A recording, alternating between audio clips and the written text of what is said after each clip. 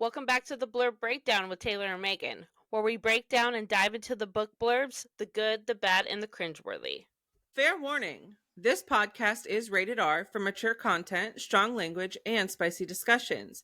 If you're not ready for swoon-worthy scenes, steam, and unfiltered bookish opinions, proceed with caution. Otherwise, grab a drink and join us. Hey guys, welcome back to the Blurb Breakdown. I'm Taylor. And I'm Maegan. On this episode of the Blurb Breakdown, we are covering Pucking Revenge. Yay! By literally my favorite author ever, Brittanee Nicole. Yes. And this was not my first book ever that I read of her, but it is definitely one of my favorites. It is my first book of hers, and it was great. Yes. I love it. I can't express to you guys how excited I was that you guys all started to read this. Like, so this is not just a series. Like, Brittanee has an entire world with these characters. Mm-hmm. And I've read them all, and I don't think I'll ever get sick of them. Ever. So, anyway, I'm going to drop this blurb, and then we're going to get started. Yeah. The good boys don't lie, fight, or steal. Up until the moment I learned that my uncle and coach, the man I've looked up to my entire life, was having an affair with my best friend, the only woman I've ever wanted, I was a good boy. The saint of hockey. Brooks Langfield, star goalie of the Boston Bolts, and all-around nice guy. Apparently, being good is overrated because seeing Sarah blindsided when she learned that the man she was dating is married makes me just angry enough to stop thinking and finally take what I want, a real shot with my best friend. Fake dating Sarah under the guise of revenge means I'm now lying to my family, fighting anyone who even looks at her the wrong way, and stealing kisses as if she's truly mine to touch. Now, she's the only person I want calling me a good boy, and somehow I need to show her this is so much more than pucking revenge. Yay! Oh! First of all, fake dating is like So top fun. tier for me. Yeah. It is literally my favorite trope with marriage of convenience, which a lot of times they go hand in hand. Mm-hmm. But it is literally just top of the pyramid for me.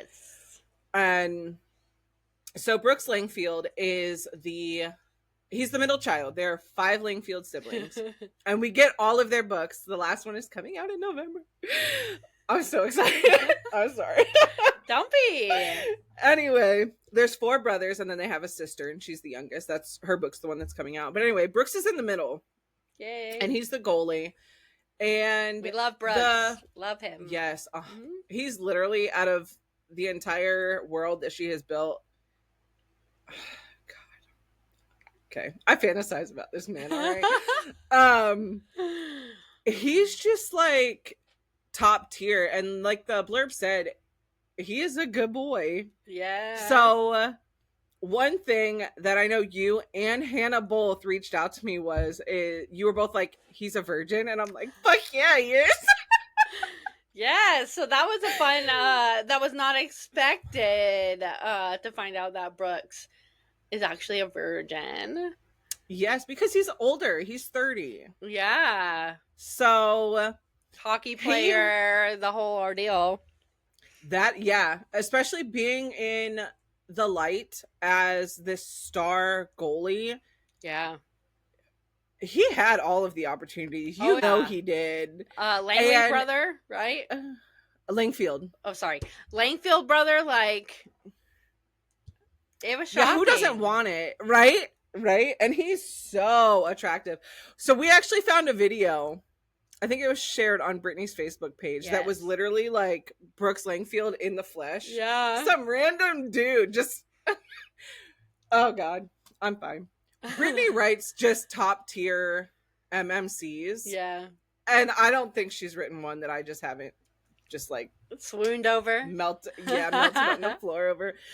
But anyway, the book starts out with Brooks and Sarah hanging out. Yes.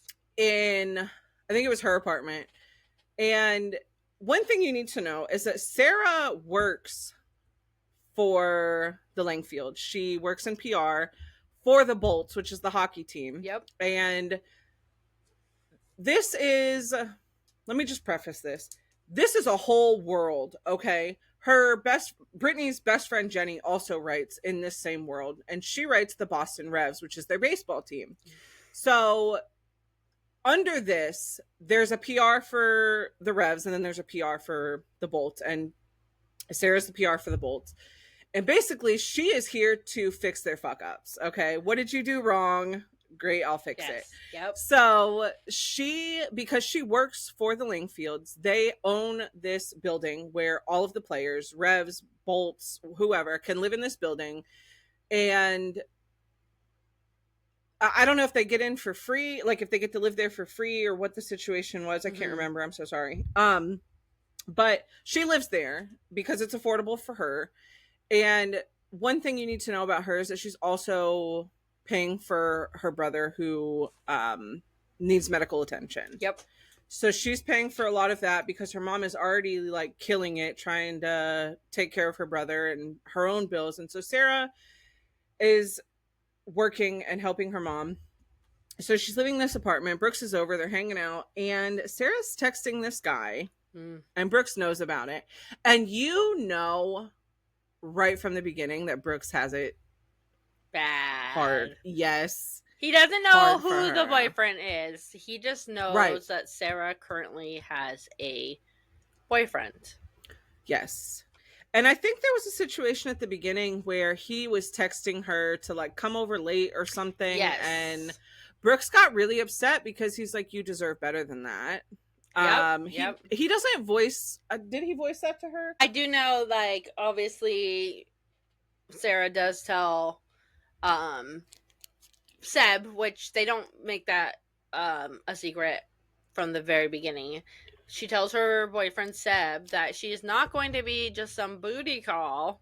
That's right. And we find out that Seb is actually the coach and Brooks' uncle. Yes. Which, that also was not a secret, that Seb is his uncle. Yep. Sarah was trying to keep it a secret because Seb basically said, we both work for the Bolts. We cannot let anybody find out about this, which makes sense. Right. Absolutely makes sense, especially in a workplace environment.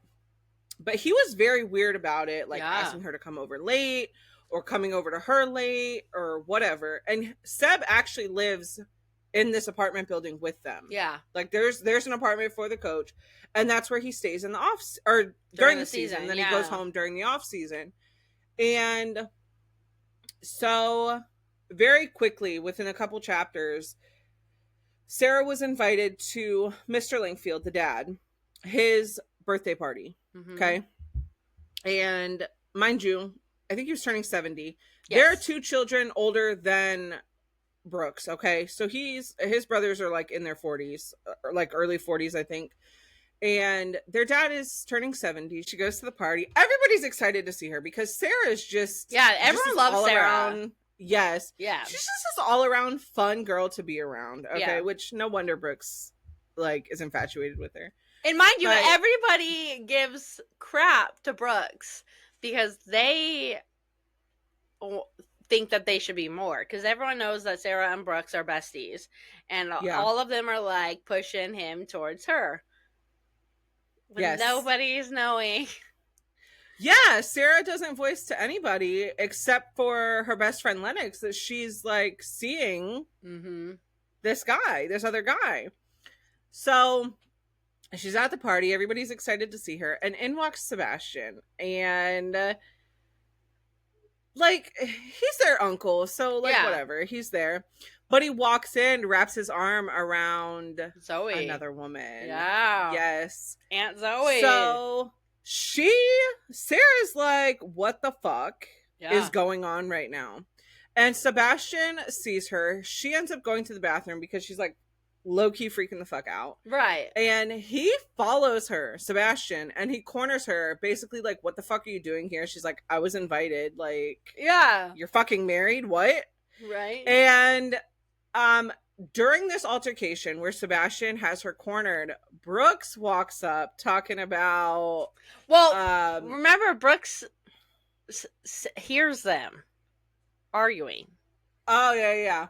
Before. Yes. So basically, Brooks walks up or Brooks hears this conversation between Sarah and Seb. Mm-hmm. So Brooks finds out who mystery man is. Yeah. So he's already irritated. Mm-hmm. For 2 reasons. 1, because he's treating Sarah like shit, and 2, he's fucking married to his Aunt Zoe. Brooks's aunt, right? Yeah. And so we didn't get that information. We didn't get the family tie. Yeah. Did we? Yeah. Did we get the family tie before? Yeah. Yes, technically, because they talk about Seb and his when Brooks is like talking about his family. That's and Seb right. And about Aunt, and then I remember like looking at you and like or messaging you and being like, "What the fuck?" And I'm pretty sure Sebastian told Sarah that he was divorced. He did. Sebastian said that he was divorced. Right. So Brooks walks up, and his first instinct is to protect Sarah. Mm-hmm. And so he plays it up like they are dating in secret. So now Sebastian's pissed off, which fuck you. You have no right to be mad. Right. And Brooks makes a big show of it when they go back to the table about him and Sarah being together, and everybody's just fucking thrilled because that's what they wanted. And the only people that know what the fuck is going on is Brooks, Sarah, and Sebastian. Yep. So it's this whole fucking thing. Sebastian is such a fucking piece of shit. Huge ass. Okay? Yeah, such an ass. Like, did you not think it was gonna get out? You're literally fucking your wife's nephew's best friend. Which explains all the jealousy and he didn't want. Okay, so the jealousy of maybe like her being with Brooks, but at the same time, like he probably was getting more angry because of his own secret could potentially come out in the family. Right. Yeah, that definitely explains why he was keeping such tight reins on her. Yeah. And he threatens her at one point, basically saying like, Brooks is still part of the team. Like, you can, like, I'll get you fired for this, essentially. Yeah. And Brooks is like, bitch, my name is on the fucking building. Like, please try. Yeah. Okay. So, oh man. Moving on from the birthday party, Sebastian is so hard on Brooks. And he doesn't give a shit. Yeah. He just takes it in stride. He does what he has to do. Because he's like, oh, do this many push-ups and blah, blah, blah, blah, blah. He's just an ass, making him do all this extra shit that nobody has to do. And there was one point in the book where Brooks invites Sarah out onto the ice and she sits on his back while he's doing push-ups. I'm like, that's hot as fuck. Yeah, okay? It basically becomes a fan favorite. So every time Seb makes Brooks get down and do his 100 push-ups in front of everyone before the game because of a punishment, which half the time the punishment was towards Sarah, and he'd do it. He'd give the punishment to Take Brooks. It out on Brooks, yeah. So it became a fan favorite to where she started going out there wearing his jersey, getting on there, and the crowd loved it. Seb was not prepared. The crowd absolutely just went wild. Like, they're on the Jumbotron. Seb now has to see them in, like, 4K on the screen. He's miserable. Yeah. And I know the team finds out what Seb did. And just like you and I, when we were recording the previous episode, like, we don't condone cheating. No. And neither do the Bolts, because they were real fucking quick to be like, Seb has to go. And jumping forward toward the end of the book, basically the entire team goes out on the ice. Sebastian has his back to them with his clipboard and doing whatever. Yeah. And I think Sarah was out there also. But the whole team comes out and they're not dressed for warm-ups. Mm-hmm. And they're like, you quit or we don't play. Right. And Seb turns around, but it's not Seb, it's Gavin, which Yes. is Brooks's older brother. Yes. Who owns the Bolts. Like, this is his team. Yeah. And he's like, okay. He's gonna coach them now because Sarah. No, I was gonna say, so they originally, like, they get caught, and Sarah gets pulled into a meeting with Brooks, Gavin, I believe Seb was there. No, the Aunt Zoe was. Aunt Zoe. And basically, Sarah's gonna lose her job. Zoe wanted her gone. Zoe didn't know her side of the story. Right. And neither did Gavin. Thinking it. Right. They're both sitting here saying she knew that he was married and she fucked him, and Seb did absolutely nothing wrong, essentially. Right. But they tell her that they are going to think on it, figure out what they want to do, and they'll get back with her. So in the meantime, they talk amongst themselves, do what they need to do. Sarah ends up approaching Gavin saying, I need to talk to you. And she speaks her truth. And she tells him everything. Yep. And she doesn't hold anything back. She told him about the late nights, the sneaking around, all of this, how he was basically threatening her job if she told anybody. And this was basically when she was at Liv's. So there's some backstory with her talking to Gavin. So Liv is her boss.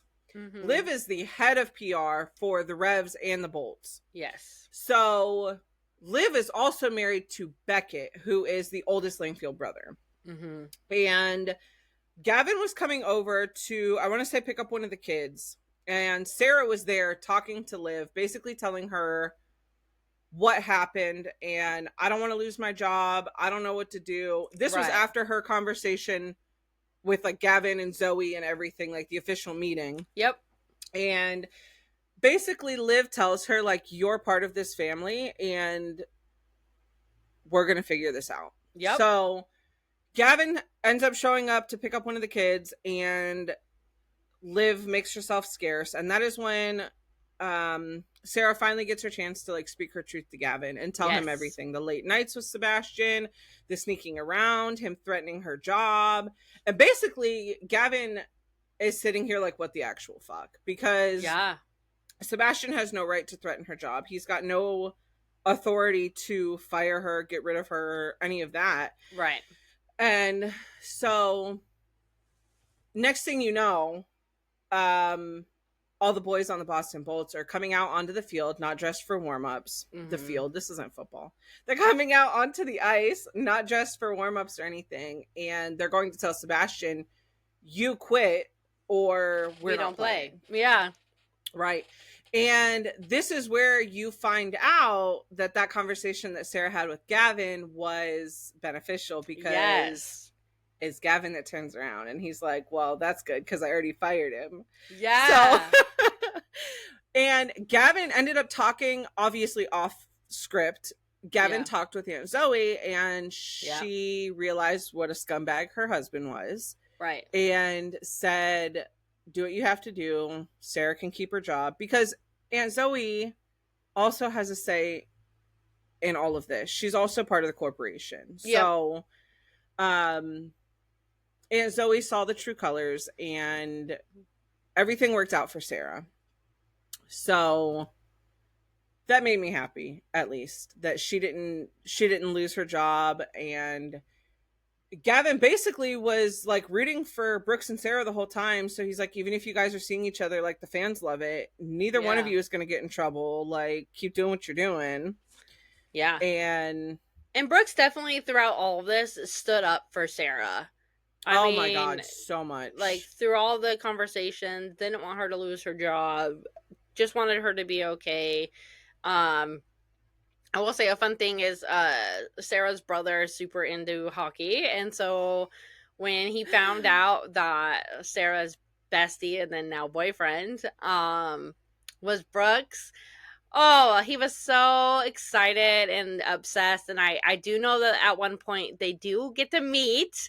Sarah does, when they're in town, they does bring Brooks over to meet mom and brother. And it was just, it was such a cute little interaction. I'm really happy that Brittanee put that in the book. One thing I love about Brooks, especially throughout the series, is he is so good with kids. Yeah. Like, so good with kids. And when he was meeting mom and brother, like, he went upstairs and he was like playing video games with her brother. Yeah. And it was really funny. I don't know if you remember. Sarah actually told Brooks that her brother was not a big hockey fan. Yeah. And so when Brooks arranges for all of them to come to a hockey game, and he approaches her brother like, I know you don't like hockey, but like, if you want, like, I can take you out onto the ice. He's like, what do you mean I don't like hockey? It's like, I'm your biggest fan. What do you mean? Right? And Brooks takes him because he can't walk very well. I think he's got, oh my God, like multiple sclerosis or something. Yeah, that sounds right. And I'm so sorry if that's not correct. But Brooks takes him out and like gives him that feeling of flying on the ice. Yeah. And the first time I read that, I just sobbed because like, oh, you're so cute. You're such a good boy, Brooks. Like, who would do that for somebody's brother? Yeah, for all you good girl lovers, we gotta have a good boy too. We do. And it's funny because throughout the book, Brooks, oh God, he does not sleep with her like right away. No. There's a lot of kissing. There's a lot of teasing. There's a lot of her face waking up with his, or her waking up with his dick in her face. And obviously he's a virgin, so like, he's not just gonna, sleep with her. But when he finally does, we find out that good boy St. Brooks is pierced. Yes, I mean, oof, like, who is a virgin that decides to go get their penis pierced? Well, and it's funny because there's a conversation in the book about how you have to abstain from sex for, I don't remember if it was 6 weeks or 6 months. Oh yeah, something like that. Piercings to heal. Yes. And he said it wasn't an issue for him because he was a virgin and it didn't matter. No, okay, and wasn't this like a bet? If I remember correctly, this was a whole bet. It was a truth or dare situation, and if you wouldn't say your truth, you had to pierce your dick. Well, he didn't speak his truth, and he pierced his dick because he's like, I can abstain from sex for 6 more months. It's fine. Yeah, no big deal. Oh man. So yeah, and so a lot of the guys on the team are pierced. Well, yeah, because it was a whole team.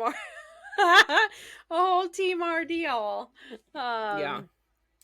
So it's really exciting when you get to the other characters' books and you're like, ooh, yeah, he didn't speak his truth either.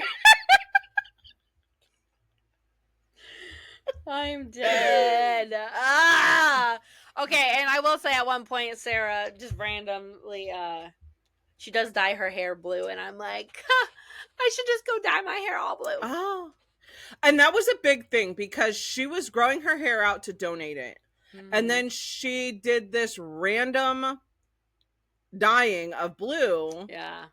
And I want to say it was Lennox that said something to her about it. And she's like, fuck. Like, I was growing my hair out and I can't donate dyed hair. Like, I had to be virgin hair. And then Brooks steps up. I was just to say, but then our bookie, he does. You can see it. He's got a man bun, which I love. And he doesn't right now. He offers, no, he don't. He offers to cut his hair. Yeah, he donates and donate his hair instead. And I'm like, oh, so sweet. Oh man. Oh my God, it. Taylor. It was so Do you remember the scene where he takes her up into the announcer box? Yeah. And fucks her in the announcer box. Yeah. And he tells her, like, scream my name or something. And it's over the fucking entire arena. Yeah. Because they have a date at the ice arena. I That believe scene they was also. hot. I believe they also. Fucking Seb's office.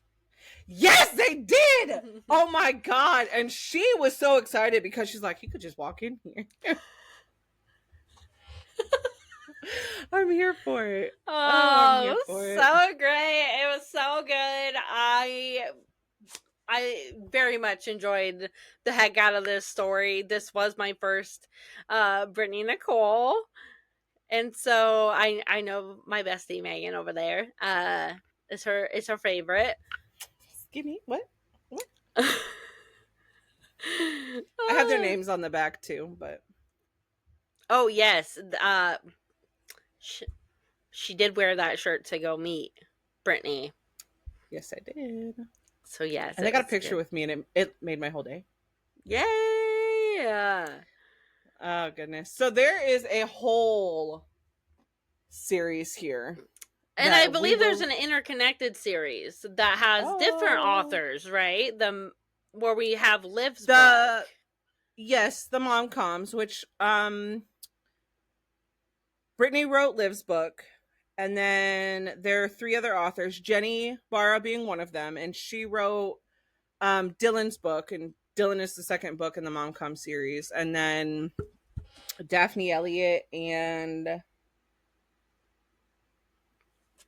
I don't remember the 4th one.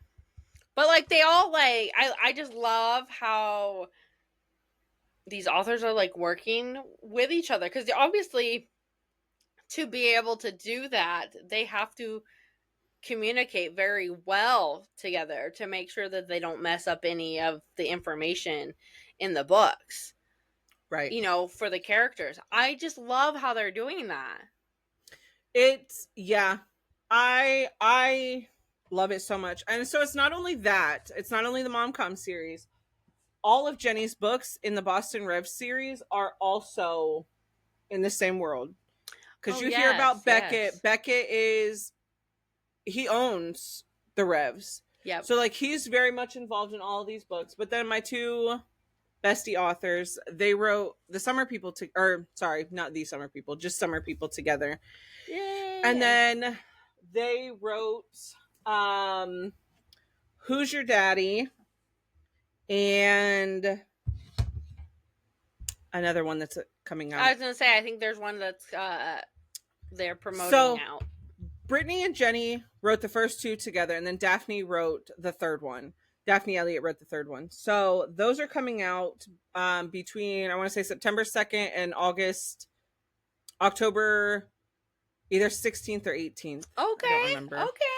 I just got the arc for the first one today. Ooh. And I am beside myself. I can't wait to read it. Yay. I think they are in a different world, though. Okay. Just like Summer People is in a different world. Mm-hmm. That's a whole lie. No, it isn't. It is very much separated, mm-hmm. but it is in the same world. Okay. And then we have this other series by Brittanee, Dirty Truth, Extra Dirty, Whiskey Lies. Oh, got you. And there's another one, and I don't remember. I literally read these forever ago. These were my first Brittanee books, okay? And these are in the same world as well. Okay. And it's funny because I read these ones first, and then I read the Boston Bolt series. And then I went back because I won the audio of Extra Dirty. Okay. Which is the second book. Mm-hmm. And so I was like, well, now I have to get Dirty Truths because I can't read them out of order. That is a true duet. You have to read the duet in order. Okay. And so I read Dirty Truths and then Extra Dirty. And it was funny to see, like, to hear these characters now that I know about them. Yeah. In that series. So it was really cool. And I love when authors do that. I love connections like that. As I'm writing my own series now, which you know because you're like deep in this trench with me. Both of my series that I have lined up will all be in the same world too. Yay. And It's funny because, and if Brittany, you're watching this, just so you know, I'm writing my first novel. I wrote my first novel. It's coming out in January, but I actually referenced you in my book because I love you so much. And in my book, one of my characters is reading one of your books. So, Yay! but I that's where I got love the it. inspiration to do this world, is because I love how Brittany and Jenny did this, Mhm. and I wanted to do the same thing because I loved it so much. I love it. I love it. So, Well, we loved Pugging Revenge. I can't wait to check out all of the other books in the series and by this author. Please stay tuned and watch our page. We're going to have some special announcements for some holiday segments coming soon. So make sure you keep an eye out. All right. Love you guys. Bye, Blurbers.